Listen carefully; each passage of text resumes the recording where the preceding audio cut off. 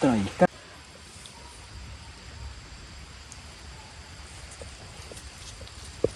nó không tôm chứ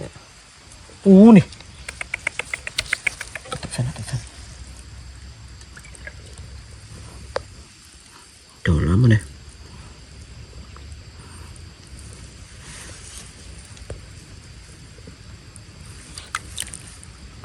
không chưa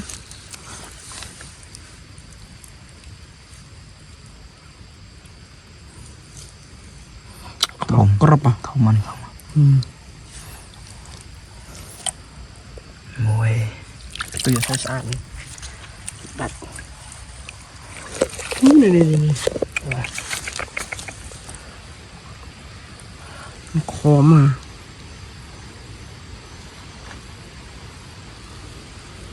trời sạch đó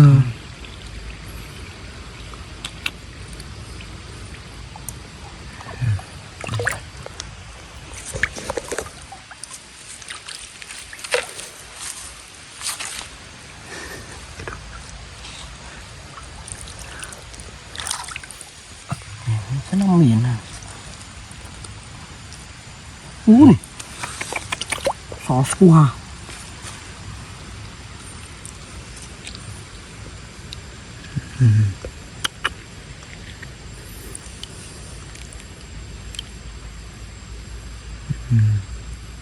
hai tụi ơi kêu cho sạch đó con trai chụp lại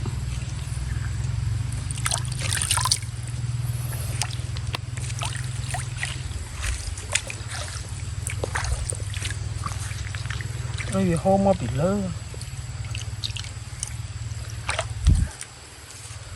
ôi như con này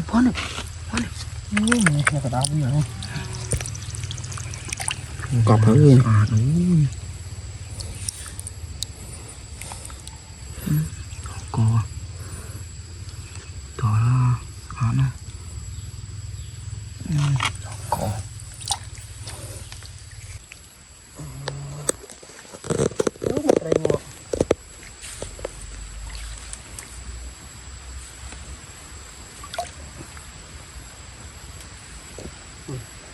nó muốn nè đấy anh nghe sao thì sẽ đôi rôm pre hả con ông đó hả trồng vô tực vậy đây rồi trời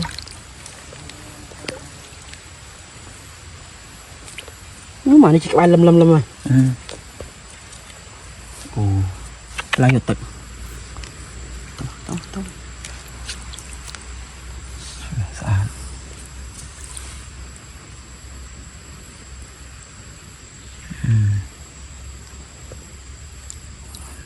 đâu chôn cái này chôn như thế nào chôn cái này à đó 4 mà 5 ba cái lật chơi bữa nào lật chơi no cái này ô nó tira no tira cái chuyện đấy cái bạn bên này thằng lật chơi này trông sạch này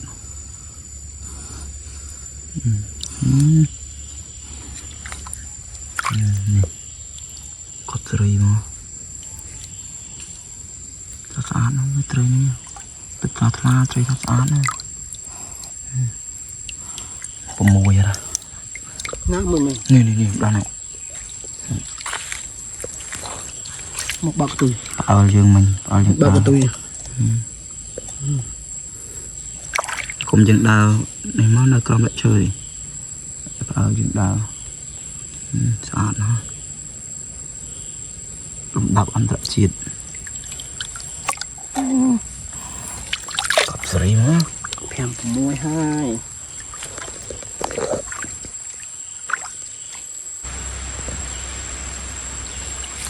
này trên mặt trao này coi nhỉ thấm hút cái sông thầm mỏ bò sò ủa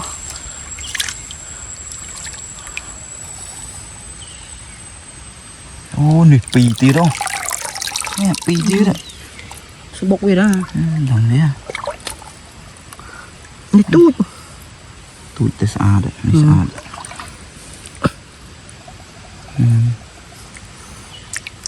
yeah.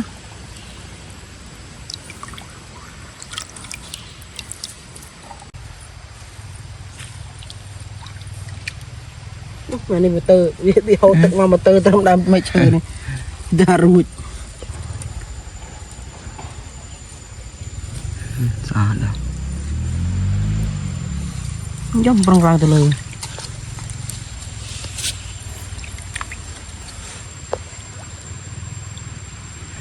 cọp ô cọp sợi đã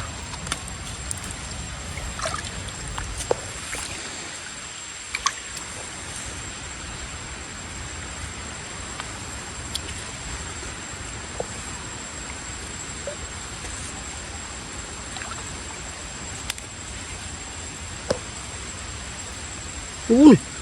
ui mà chết kinh chưa đâu nó liên thầm bờ mà trời này này nè quá sò nó mưa tới trong bách bom mi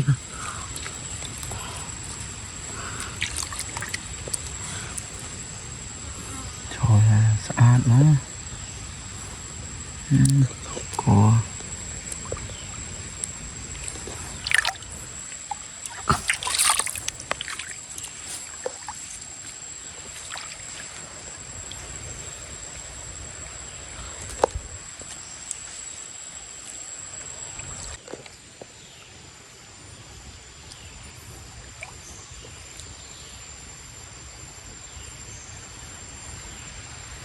pì đi mua tiền so xem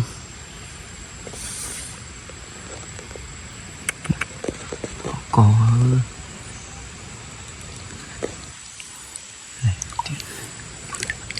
nhìn một bờ hồ mà đã tự thla chứ mua và nơi tự thla nhưng đã luôn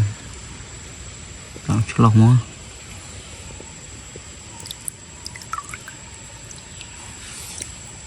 chỗ sạch thôi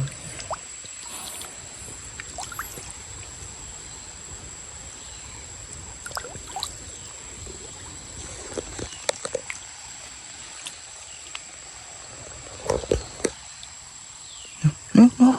vẫn lên nó tiêu rồi pì chả nó khôngนี่มันได้ง่ายใช่ไหมปีมากูmột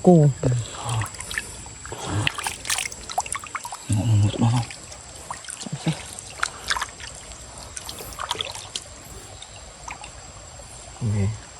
mà nó po trơn rồi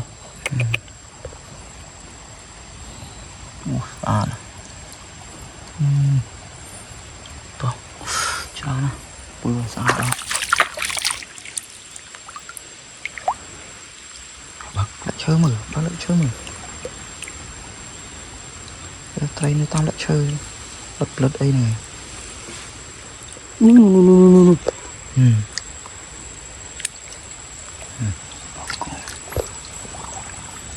nó liệt tiền đã bỏ nè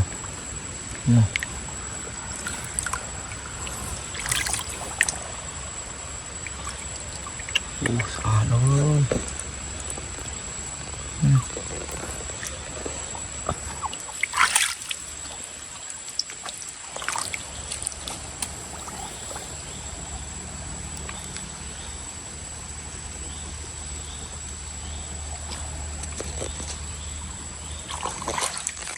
นี่มาที่ไหนดาวคู่ฮะ đỏ cỏ sạch rồi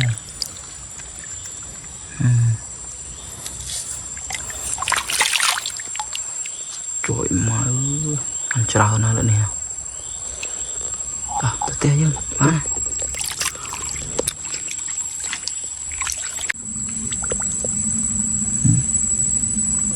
Sao đây, bên sao đây? À,